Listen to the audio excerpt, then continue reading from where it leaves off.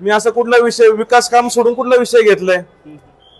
मी कुणाच्या व्यक्तिगत जीवनावरती कुठली टीका केलेली आहे? मला एवढ्या लोकांनी घराबाहेर पडून ते बटन दाबून मला निवडून दिले, मग त्याच्या मग काहीतरी तर असेल ना. मग इथं येऊन मी जर मी काय प्रश्न विचारायचे नाही, आम्ही पण लोकसभेला विधानसभेला त्यांचंच काम केलेलं आहे. मग असं काय घडलं की हे निवडणूक झाल्यानंतर त्यांना आम्ही एवढे विरोधक दिसायला लागलो? पण ज्या पद्धतीने भारतीय जनता पक्षाचे उलटे पालटे उद्योग पुणे शहरातल्या आम्ही बाहेर काढतोय, काही प्रश्न विचारतोय, ते त्यांना उत्तर देता येत नाही, म्हणून ते रेडीचा डाव घेऊन वहिनीकडे आमची तक्रार करतात. सध्या मी पुणे महानगरपालिकेमध्ये आणि पुणे महापालिकेमध्ये सध्या राजकीय वातावरण तापलेलं दिसतंय. माझ्यासोबत जे राष्ट्रवादीचे नगरसेवक उभे आहेत ते अमोल बालवडकर हे अतिशय आक्रमक होतात आणि जे नागरिकांच्या समस्या असतील, प्रश्न असतील ते पोटतिडकीने बोलतात, आक्रमकतेने बोलतात आणि नेमकं त्यांच्या त्याच आक्रमकतेचा धसका घेतलाय की काय दुसऱ्या काय गोष्टी रंगतायत महापालिकेमध्ये आणि पुणे शहरामध्ये.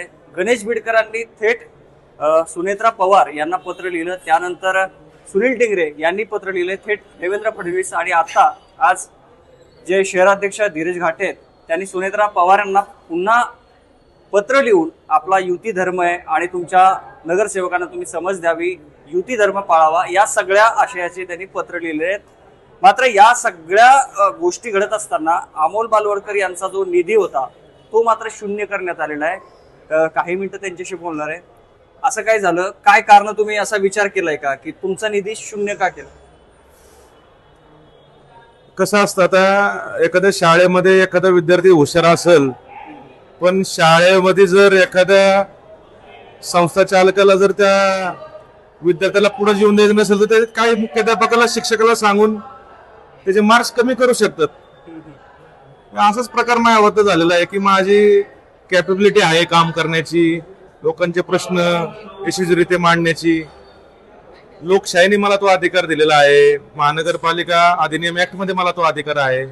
सर्वात महत्वाचं म्हणजे निवडणुकीमध्ये मला एवढ्या प्रचंड गाजलेल्या निवडणुकीमध्ये, अतिशय अवघड असलेल्या निवडणुकीमध्ये लोकांनी मला निवडून दिलेला आहे. त्यामुळे पुणेकरांसाठी असेल, माझ्या भागातल्या जनतेसाठी असेल, मी ते प्रश्न त्यांच्या विकासासाठीचे प्रश्न मी विचारले पाहिजे. मी असं कुठला विषय विकास काम सोडून कुठला विषय घेतलाय?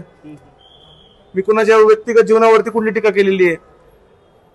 या पुणे शहरामध्ये पुणेकरांच्या हिताचे प्रश्न मी बोलले. मग वाहतूक कोंडीचा प्रश्न असेल, त्या ठिकाणी विकास कामांचा प्रश्न असेल, किंवा एखाद्या विकास कामामधील अनियमिततेचा प्रश्न असेल, आणि जो अधिकार मला दिल्यासाठी मी ते पालिकेत येतोय. मी महानगरपालिकेमध्ये लोकांनी मला एवढ्या लोकांनी घराबाहेर पडून ते बटन दाबून मला निवडून दिले, मग त्याच्या मग काहीतरी तर असेल ना. मग इथं येऊन जर मी काय प्रश्न विचारायचे नाही, आणि एखादा प्रश्न विचारला तर एवढी का आग पेटली पाहिजे?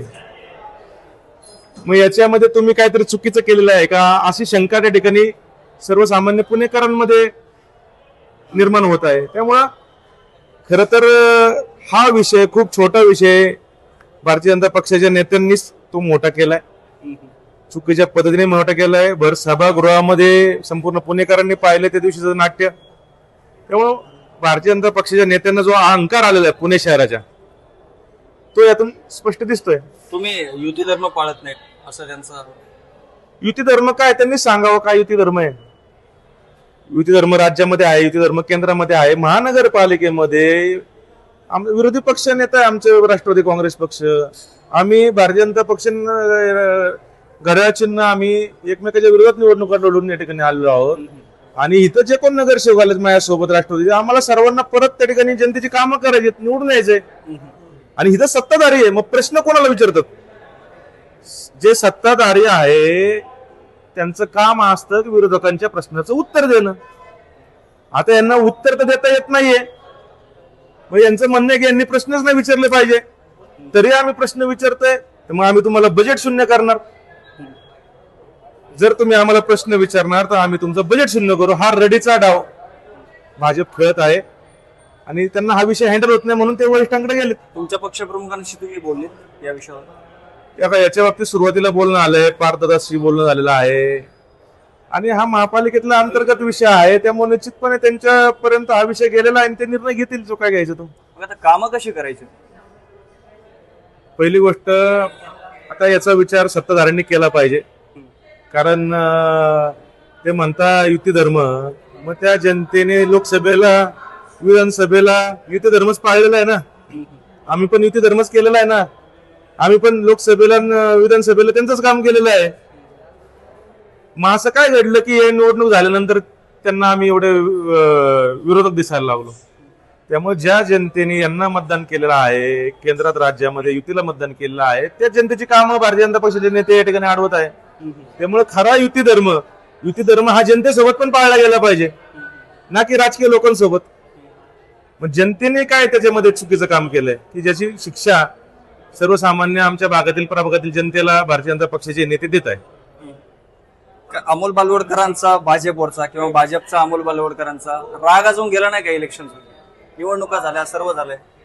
हा का, माझ्या बाबतीत तर मी वैयक्तिक द्वेष किंवा काय नाहीये. ज्या पद्धतीने त्यांनी ते वागले ते तर संपूर्ण पुण्याला महाराष्ट्राला माहिती आहे की याच्यामध्ये चुकीचं इनजस्टिस कोणासोबत झाले.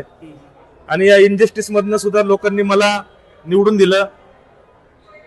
माझं राजकीय करिअर, मला राजकीय पुनर्जन्म स्वर्गीय अजितदादांनी दिलेला आहे.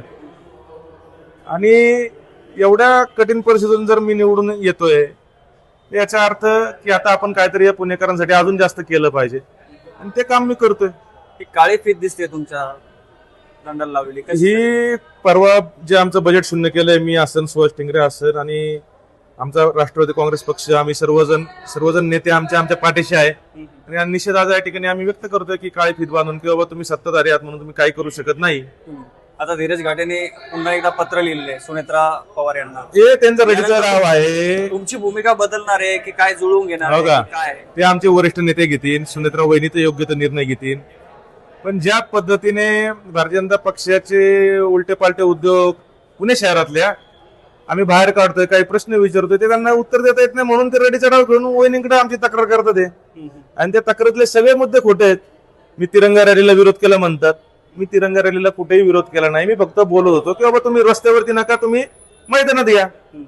हा का तिरंगा रॅलीला विरोध होऊ शकतो का? पुणेकर त्या दिवशी संपूर्ण पुणे ट्रॅफिक जाम मध्ये अडकलं. ते कोणामुळे अडकलं? मी काय सांगत होतो आधी? मग आम्ही मित्रपक्ष म्हणून सल्ला पण द्यायचा नाही का चांगला की बाबा याने पुणेकरांना त्रास होईल, पुणेकर परत तुमच्या नावाने ओरडतील, त्यापेक्षा तुम्ही मैदानामध्ये घ्या. आदरणीय मुख्यमंत्र्यांच्या बाबतीत मी कुठंच काय बोललो नाहीये, तरी सुद्धा चुकीचा आरोप होतोय. महापौरांच्या बाबतीत सुद्धा हे सगळं चुकीचं लिहिलेलं आहे. त्यामुळं जेव्हा ते मनातनं हारलेले आहे त्यामुळे त्यांना दुसरं काही दिसत नाही, तर खोटे आरोप माझ्यावरती करून काहीतरी पत्रव्यवहार खेळत आहे. तुमच्या वरिष्ठांनी काही सल्ला दिला तुम्हाला? निश्चितपणे आमच्या वरिष्ठांनी आम्हाला संयमाचा सल्ला दिलेला आहे. आणि आता हा विषय वरिष्ठांच्या कोर्टात आहे, ते ठरवतील, ते निर्णय घेतील, आम्ही ते तसं प्रकारे वागू. धन्यवाद.